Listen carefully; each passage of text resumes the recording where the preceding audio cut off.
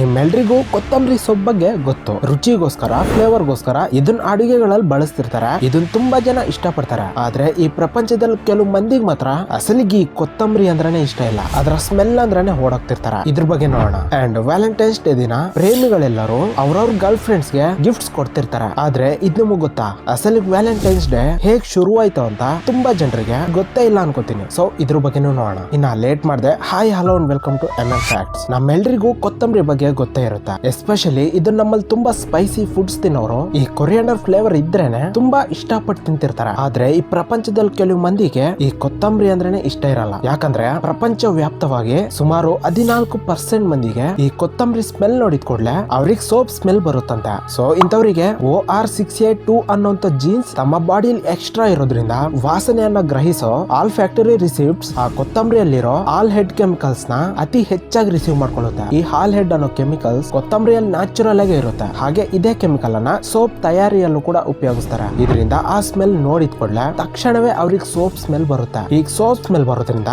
ಕೆಲವರಿಗೆ ಈ ಕೊತ್ತಂಬರಿಯನ್ನ ಆಹಾರದಲ್ಲಿ ಹಾಕಿದ್ರೆ ಆ ಸೋಪ್ ಅನ್ನೇ ಫುಡ್ ಅಲ್ಲಿ ಬೆರೆಸಿರೋ ಹಾಗೆ ಅನ್ಸುತ್ತಂತೆ. ನಿಮ್ಮಲ್ಲಿ ಯಾರಿಗಾದ್ರೂ ಈ ಕೊತ್ತಂಬರಿ ಸ್ಮೆಲ್ ಅಂದ್ರೆ ಆಗಲ್ವೋ ಕಮೆಂಟ್ ಮಾಡಿ.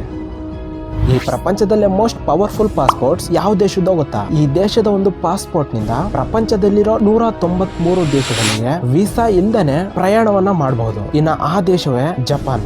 ಜಪಾನ್ ಪಾಸ್ಪೋರ್ಟ್ ಪ್ರಪಂಚದಲ್ಲೇ ಮೋಸ್ಟ್ ಪವರ್ಫುಲ್ ಪಾಸ್ಪೋರ್ಟ್. ಇದರ ನಂತರ second powerful passport Singapore and South ಕೊರಿಯಾದು. ಸೊ ಸಿಂಗಾಪುರ್ ಪಾಸ್ಪೋರ್ಟ್ ನಿಂದ 158 ದೇಶಗಳು ಅಂಡ್ ಸೌತ್ ಕೊರಿಯಾ ಪಾಸ್ಪೋರ್ಟ್ ನಿಂದ 146 ದೇಶಗಳಿಗೆ ವೀಸಾ ಇಲ್ದೇನೆ ಪ್ರಯಾಣಿಸಬಹುದು. ಅದೇ ವಿಧವಾಗಿ ನಮ್ಮ ಇಂಡಿಯಾದ ಪಾಸ್ಪೋರ್ಟ್ ನೋಡಿದ್ರೆ 87ನೇ ಸ್ಥಾನದಲ್ಲಿದೆ. ಇದರಿಂದ 60 ದೇಶಗಳಿಗೆ ವೀಸಾ ಇಲ್ದೇನೆ ಪ್ರಯಾಣಿಸಬಹುದು.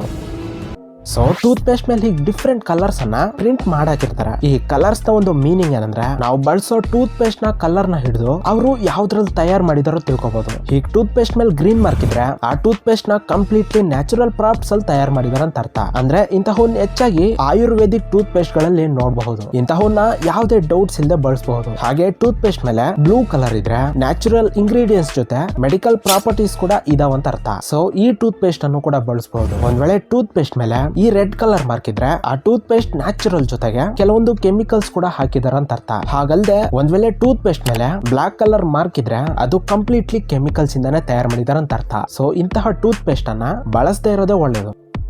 ಸೊ ವ್ಯಾಲೆಂಟೈನ್ಸ್ ಡೇ ಹೇಗೆ ಶುರುವಾಯ್ತು ಗೊತ್ತಾ? ರೋಮನ್ಸ್ ಕಾಲದಲ್ಲಿ ಕ್ಲಾಡಿಯಸ್ ಅನ್ನೋ ರಾಜ ವ್ಯಾಲೆಂಟೈನ್ ಅನ್ನೋ ಒಬ್ಬ ವ್ಯಕ್ತಿಯನ್ನ ಫೆಬ್ರವರಿ 14th ರಂದು ನೇಣಿಗಾಕಿಸ್ತಾರೆ. ಅಸಲಿಗೆ ಹೀಗೆ ಯಾಕೆ ಮಾಡಿದ್ರು ಅಂದ್ರೆ, ಕ್ಲಾಡಿಯಸ್ ಅನ್ನೋ ರಾಜ ತನ್ನ ರಾಜ್ಯದ ಒಂದು ಸೈನ್ಯ ತುಂಬಾ ದೃಢವಾಗಿರ್ಬೇಕು ಅಂತ, ಅವ್ರಿಗೆ ಯಾವುದೇ ರೀತಿಯ ಎಮೋಷನ್ಸ್ ಅನ್ನೋವು ಇರಬಾರ್ದು ಅಂತ ಅವರ ಒಂದು ಸೈನ್ಯಕ್ಕೆ ಮದುವೆ ಮಾಡ್ಕೋಬಾರ್ದಂತ ಒಂದು ರೂಲ್ ಕಂಡೀಷನ್ ಅನ್ನ ಇಟ್ಟ. ಈ ರೂಲ್ ನ ಆ ವ್ಯಾಲೆಂಟೈನ್ ಅನ್ನೋತ ವ್ಯತಿರೇಕಿಸಿ ಆ ರಾಜ್ಯದ ಸೈನ್ಯದಲ್ಲಿರೋರಿಗೆ ಸೀಕ್ರೆಟ್ ಆಗಿ ಅವ್ರು ಇಷ್ಟಪಟ್ಟಂತವ್ರ ಜೊತೆ ಮದ್ವೆ ಆದ್ರೆ ಮಾಡ್ತಿದ್ದ.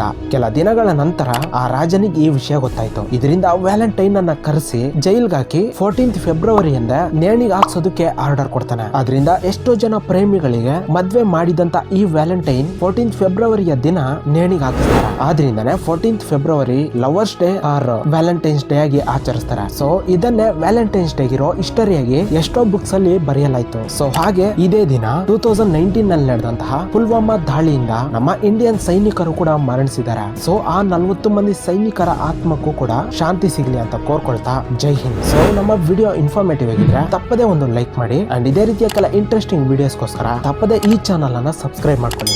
Thank you for watching.